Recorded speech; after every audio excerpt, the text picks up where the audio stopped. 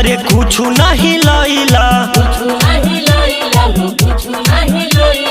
काहे खाती समाधि तू बेटा जनमैला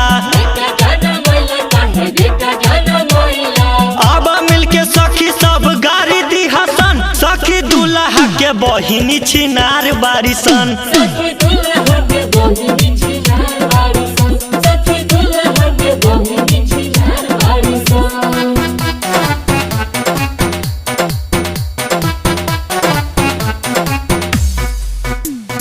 समाधि के 3 गो बहिन तीनों बछिनार हो आ नया नया लइका फसावे अख मार हो आ पैसा खाती देवेली तैयार बारिसन सखी दूल्हा के मौसी छिनार बारिसन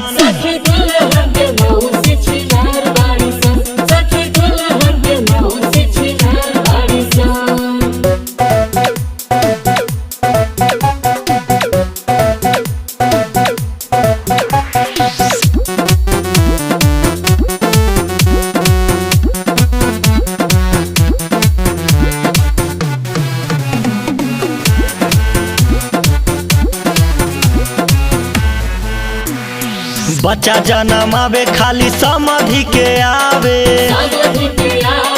राइटर राहुल के समान नहीं भावे आ भरत संगे सुतेले तैयार बारिसन सखी दूल्हा के फुआ छिनार बारिसन।